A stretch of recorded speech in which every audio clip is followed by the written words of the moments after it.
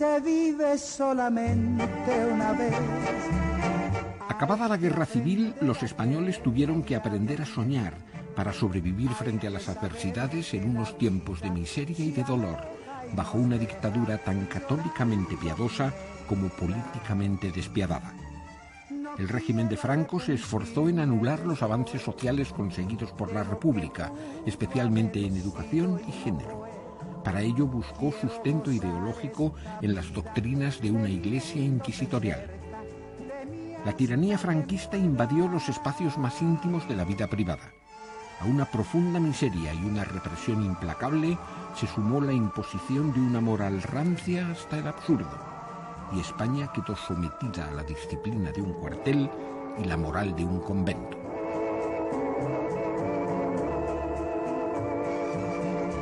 Se vive solamente una vez. Hay que aprender a querer y a vivir. El jefe del Estado asiste a los solemnes actos de desagravio acompañado de su esposa y del gobierno en pleno. Pasa revista a las tropas que le rinden honores y es acogido con gran fervor y entusiasmo. La Iglesia Católica dictó unas normas de conducta que obligaban a amar en secreto, viviendo a contracorriente de la moral y de la ética oficiales. El cardenal Segura atribuyó a la masonería el objetivo de combatir la pureza de la mujer española, destruyendo su pudor. Y una España enferma y angustiada se vio obligada a la hipocresía. La Iglesia empieza a vivir la posguerra, en mi opinión, como una de las fuerzas victoriosas de la guerra de liberación o de la cruzada, o con los distintos nombres con que la llamaron en la parte nacional, teniendo en cuenta que la persecución religiosa de España pues parece que es la más intensa y numéricamente la más extendida y con mayor número de víctimas en el siglo XX, por lo menos en Europa.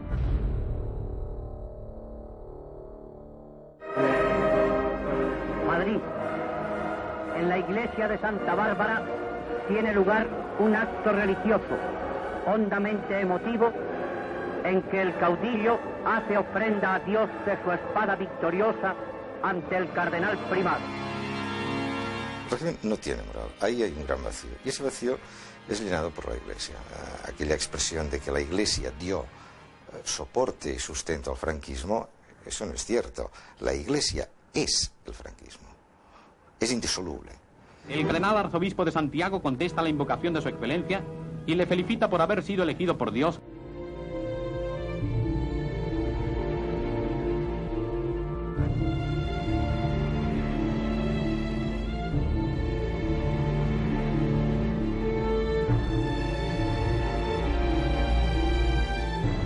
La victoria de Franco es también la victoria de la Iglesia. La moral que la dictan los obispos consiste en que el sexo es pecado.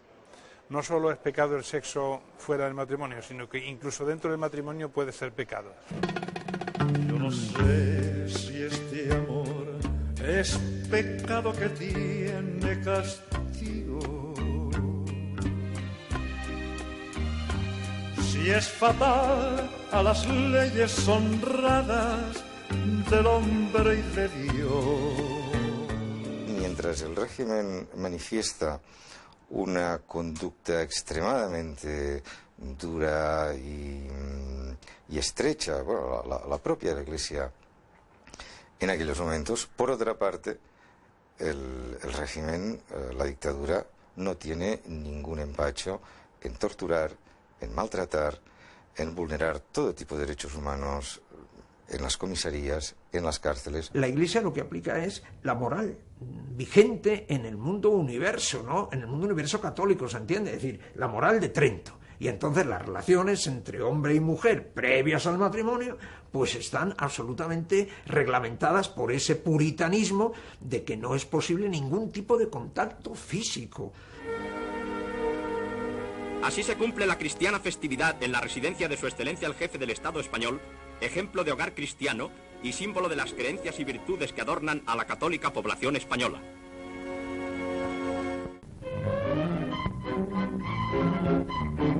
Los obispos afirmaron seriamente que el 99% de los condenados al infierno lo habían sido por faltar contra el sexto mandamiento.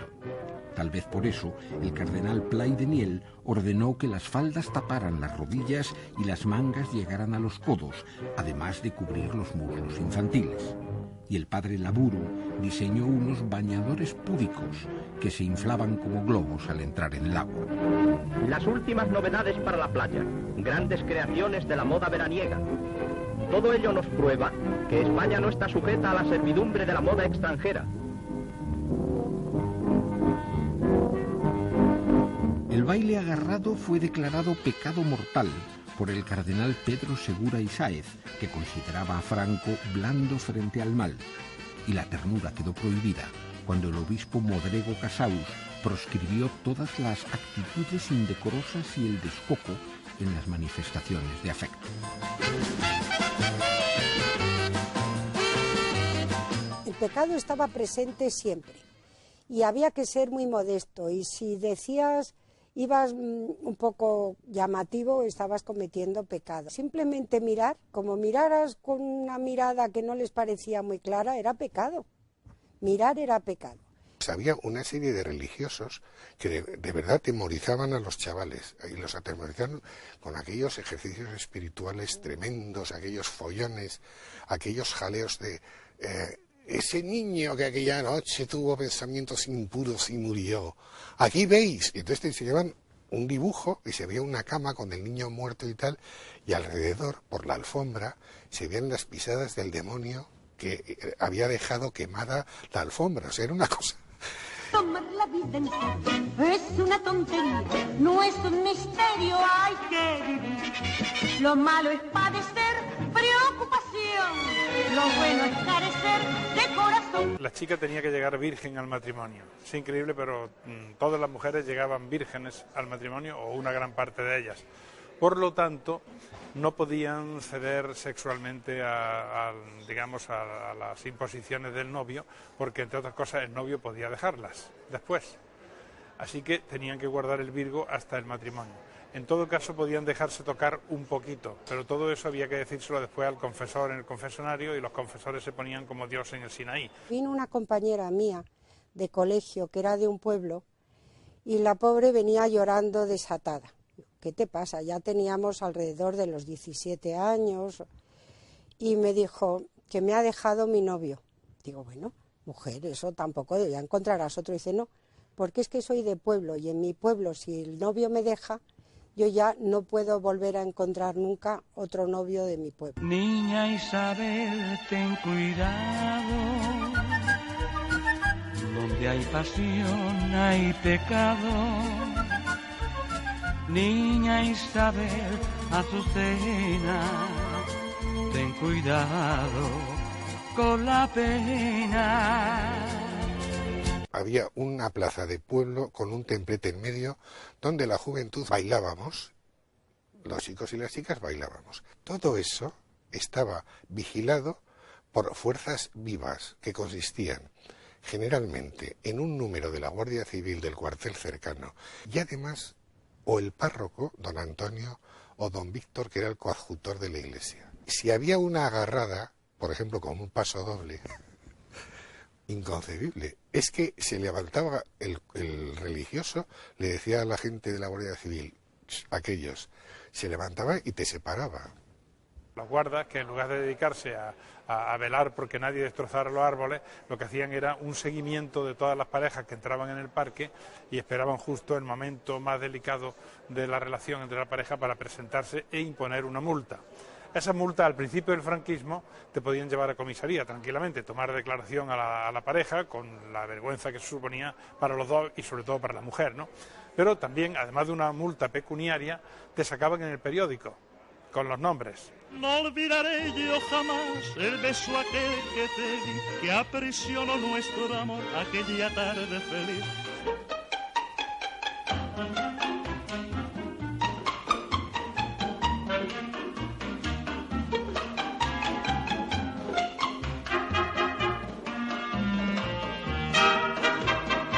Como te vieran con los labios pintados, de vera natural, que era la barra, que era color natural, como su propio nombre indica, pues venía y te frotaba los labios para borrarlos, porque no podías ir así a la calle. No podéis evitarlo.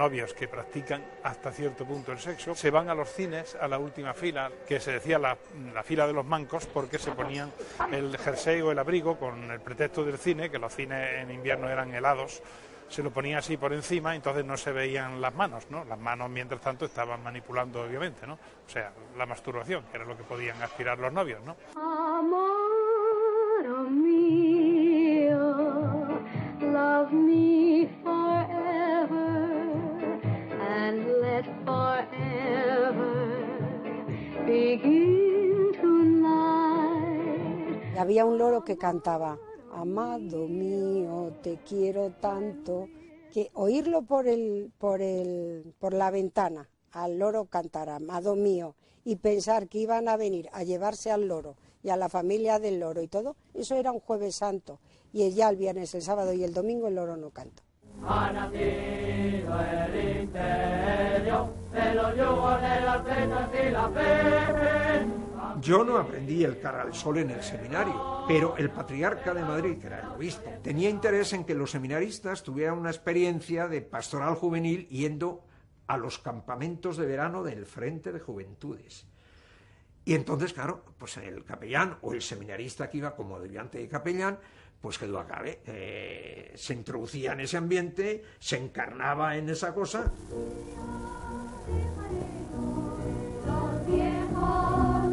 La mujer tipo era la que predicaba también, no solo la iglesia, sino también sección femenina. Tenía que ser pues una mujer laboriosa, dedicada al marido, al hogar, a tener hijos, para la patria. Predica la sección femenina también que la mujer mentalmente no es equiparable al hombre, es decir, es una especie de menor perpetua que tiene que estar siempre bajo la tutela primero del padre o de la familia, después del marido, ¿no? Te mueves mejor que las olas y tienes la gracia del cielo, la noche en tu pelo, mujer española. Franco te afirma que la falange es la paz social que disfrutamos, el imperio de la ley de Dios y el engrandecimiento de la patria. Tú que bailas ay muy bien, oh tu Pepita, oh Pepita, tú que bailas ay muy bien, oh tu Pepita, oh Pepita, oh Pepita. Había un religioso que solía ser el párroco, que era el que daba un certificado de buena conducta. Si a ti el párroco te ponía en un papel, este no comulga por Pascua Florida, además mira qué bonito término, automáticamente tú te habías quedado en el ostracismo laboral, profesional, de lo que fuera. Cuando la estructura del Estado tiene en sus instituciones ese vacío de amoralidad, eso se traspasa también a la sociedad. Y es en ese sentido que la sociedad, buena parte de la sociedad del franquismo, es una sociedad con una moral a la carta. El caudillo, en su importantísimo discurso, dijo: nuestro movimiento se asienta sobre tres principios, el de Dios, el de la patria y el de justicia. Reconocimiento claro de la verdad católica, que no es patrimonio de ricos, sino amparo y redención de pobres.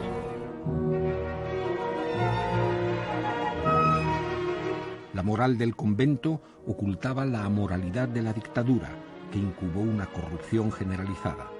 El latrocinio oficial comenzó con una ley de responsabilidades políticas que autorizó la incautación de bienes de los enemigos del franquismo. Los negocios estatales se convirtieron en franquicias políticas. La especulación y los sobornos se extendieron tanto que la Iglesia llegó a crear una bula para los bienes mal adquiridos. Una posguerra es siempre, por definición, un gran negocio. Cuando esa posguerra se realiza en un entorno de dictadura, con un partido único, la posibilidad de negocio es mucho mayor. Y aquí había tal vez la metáfora de aquella canción de la vaca lechera.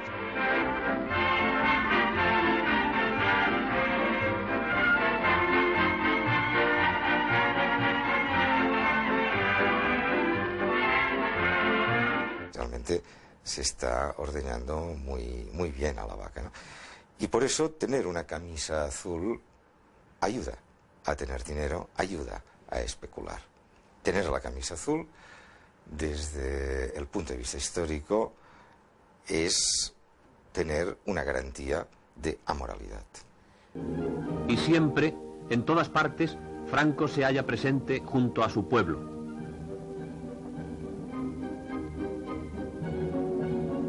En los años 60, millones de españoles salen a Europa a trabajar.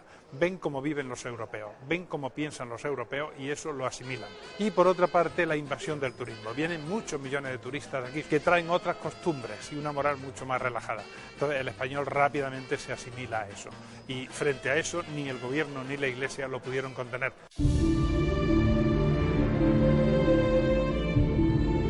La represión moral de los peores años del franquismo nos parece hoy una absurda pesadilla, pero por vergonzoso que resulte, hay que entenderla como parte de nuestro atormentado pasado político, porque ensució la vida sentimental de millones de españoles durante una larga época cuya amarga memoria aún perdura.